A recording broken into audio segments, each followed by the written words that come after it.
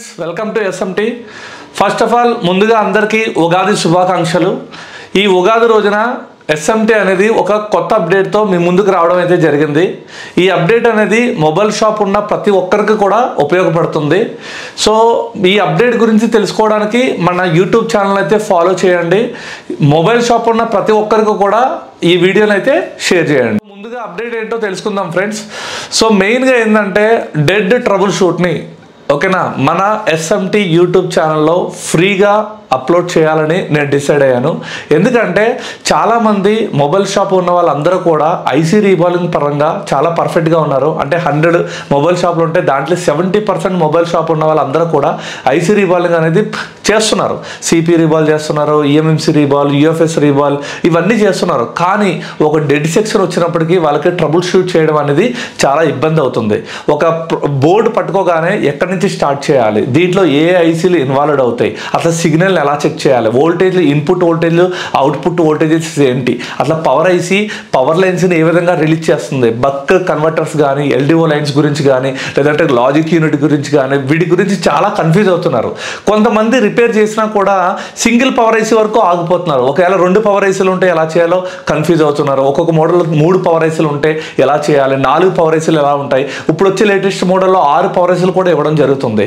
So వీటన్నిటిని ఒక చిన్న లాజిక్ ఉంది. ఆ లాజిక్ కనుక మీరు పట్టుకోగలిగితే ఈ మొబైల్స్ అన్ని కూడా చాలా ఈజీగా రిపేర్ చేసుకోవచ్చు. ఎప్పుడైతే ఈ లాజిక్ అర్థమైందో అప్పుడు మన దగ్గర స్కెమాటిక్ లేని మొబైల్ని కూడా మనం ఈజీగా రిపేర్ చేయొచ్చు. వితౌట్ స్కెమాటిక్ కూడా మనం డెడ్ మొబైల్ని ఈజీగా సాల్వ్ అనేది చేసుకోవచ్చు. ఇవన్నీ చూసి మన ఎస్ఎంటీ అనేది మన యూట్యూబ్ ఛానల్లో ఈ క్లాసెస్ అన్నిటినీ కూడా ఇప్పుడు నేను చెప్పిన డెడ్ ట్రబుల్ షూట్ ఎన్ని క్లాసులు అయితే ఉంటాయో అన్ని క్లాసెస్ను కూడా నేను ఫ్రీగా అయితే అప్లోడ్ చేయడం జరుగుతుంది. సో ఎవరికైతే మొబైల్ షాప్ ఉండి డెడ్ సెక్షన్లో కన్ఫ్యూజ్ అవుతున్నారో, ప్రాబ్లం అవుతుందో, వాళ్ళకి మొబైల్ పట్టుకున్నప్పుడు లేదంటే వేరే మొబైల్ షాపుల మీద డిపెండ్ అవుతున్నారా, లేదంటే మీకు ఐసీ సిపి కానీ ఈఎంఎంసి కానీ 2 రీబాల్ చేసే కూడా పవర్ ఐసీ రీబాల్ చేసే కూడా డెడ్ సెక్షన్ ట్రబుల్ షూట్ చేయడం రావట్లేదా, సో మన యూట్యూబ్ ఛానల్ అయితే ఫాలో ఉండే. దీంట్లో డే బై డే అంటే నేను ఒక 2 డేస్కి ఒక్కొక్క వీడియోని నేనైతే రిలీజ్ చేయడం జరుగుతుంది. క్లాస్ 1, క్లాస్ 2, క్లాస్ 3 లేదా పార్ట్ 1, పార్ట్ 2, పార్ట్ 3 కింద డెడ్ని అయితే రిలీజ్ చేయడం జరుగుతుంది. అది ఏ విధంగా రిలీజ్ చేస్తారనేది ఇప్పుడు ఈ వీడియోలో మనం అయితే తెలుసుకుందాం. నేను ఇప్పుడు మీకు అప్లోడ్ చేస్తానన్న ప్రతి వీడియో కూడా విత్ ప్రాక్టికల్ ప్రూఫ్తో అయితే నేను వీడియోని అయితే అప్లోడ్ చేయడం జరుగుతుంది. So first of all dead section వచ్చినప్పుడు ఏ విధంగా ట్రబుల్ షూట్ చేయాలని థియరీ క్లాస్ చెప్పి తర్వాత నేను దాన్ని ప్రాక్టికల్గా మీకు ప్రాక్టికల్ ల్యాబ్లో చేసి విత్ ప్రాక్టికల్ ప్రూఫ్తో అయితే మీకు వీడియోస్ని అయితే అప్లోడ్ చేయడం జరుగుతుంది. సో ఫస్ట్ ఆఫ్ ఆల్ ముందుగా డెడ్ సెక్షన్ వచ్చినప్పుడు నేను ఏబిసిడీలు కానించి చెప్పడం జరుగుతుంది. ఎందుకంటే చాలామంది మొబైల్ షాపులు అసలు ఏమీ తెలియకుండా కూడా ఉన్నారు. ఇప్పుడు కూడా బ్యాటరీ కనెక్టర్ మీద షార్ట్ వస్తుందో లేదో అని బజర్ మోడ్ చెక్ చేసే వాళ్ళు కూడా ఉన్నారు. మొబైల్ షాప్ ఉన్న ప్రతి ఒక్కరికి క్లియర్గా అర్థం అవ్వాలని నేను ఏబిసిడీలు కానీ స్టార్టింగ్ నుంచి కూడా చెప్పడం జరుగుతుంది. అంటే ఏ విధంగా అంటే first of all dead section వచ్చినప్పుడు మనం ఏ టూల్స్ని వాడతాం, like DC power supply. DC power సప్లైలో రీడింగ్ని బట్టి మనం డెడ్ని ట్రబుల్ షూట్ ఏ విధంగా చేస్తాం. డీసీ రీడింగ్లు బిఫోర్ ట్రిగ్గర్ కానీ ఆఫ్టర్ ట్రిగ్గర్ రెస్పాన్స్ అవ్వకపోవడం కానీ, ఆఫ్టర్ ట్రిగ్గర్ రిటర్న్ జీరోస్ అవ్వడం కానీ, లేదా ఆఫ్టర్ ట్రిగ్గర్ స్టక్ అయిపోవడం కానీ, లేదా ఆఫ్టర్ ట్రిగ్గర్ ఫ్లక్చువేషన్ అవ్వడం కానీ, ఇలా డీసీ గురించి మొత్తం కంప్లీట్ క్లియర్ నాలెడ్జ్ ఇవ్వడం జరుగుతుంది.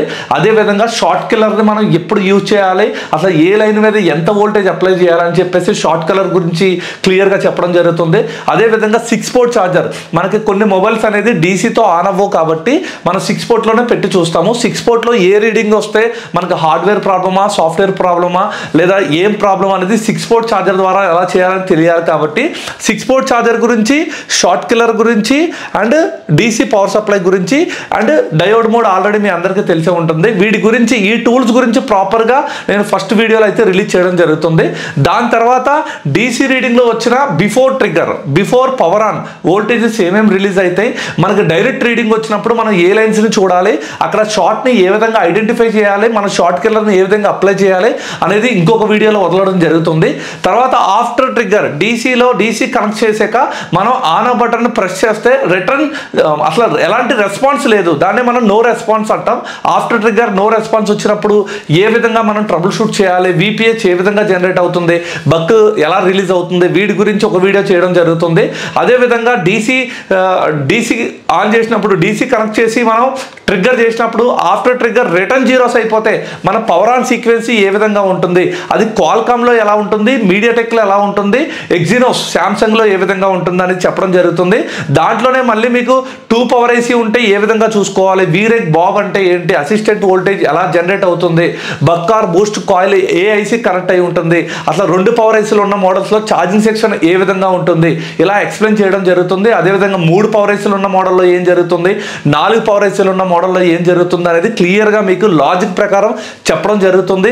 అదేవిధంగా ఎక్స్టర్నల్ బక్ కన్వర్టర్స్ గురించి కానీ ఎక్స్టర్నల్ ఎల్డిఓస్ గురించి కానీ కంప్లీట్ క్లియర్ నాలెడ్జ్ అనేది నేను 1 by 1 అంటే స్టార్టింగ్ అసలు ఏమీ తెలియనివాడికి కూడా డెడ్ మొబైల్ వస్తే ఏ విధంగా ట్రబుల్ షూట్ చేయొచ్చో అనేది క్లియర్గా చెప్పడం జరుగుతుంది. అవన్నీ నా వీడియోలు చూసి మీరు రిపేర్ చేసుకోవాలంటే మెయిన్గా మన దగ్గర నేను చెప్పే టూల్స్ అయితే మీ దగ్గర ఉండాలి. ఆల్రెడీ మొబైల్ షాప్ ఉన్న వాళ్ళ దగ్గర అందరి దగ్గర microscope, next blower and DC power supply and 6 port charger ఇవన్నీ కామన్గా ఉంటాయి. అండ్ ఇంకా మనం ఇంకో లెవెల్కి వెళ్ళాలంటే మీరు DSO కూడా తీసుకోండి. DSOలో కూడా మనం సిగ్నల్ ఏ విధంగా చెక్ చేయాలి, మన బేస్ బ్యాండ్ సిగ్నల్ కానీ లేదంటే మన క్రిస్టల్ చెక్ చేసుకోవడం కానీ లేదా I2C లైన్స్, SPI లైన్స్ వీటన్నిటిని ఏ విధంగా చెక్ చేయాలి, ఏ విధంగా మన ఫోన్ ఆన్ అవుతుంది, వీటన్నిటి గురించి క్లియర్గా మీకు పిన్ టు పిన్ అయితే నేను వీడియోస్ రూపంలో అప్లోడ్ చేయడం జరుగుతుంది. విత్ R&D చేసి ప్రాక్టికల్ రూపంలో మీకు క్లియర్గా నేనైతే వీడియోస్ అయితే అప్లోడ్ చేయడం జరుగుతుంది. Thank you.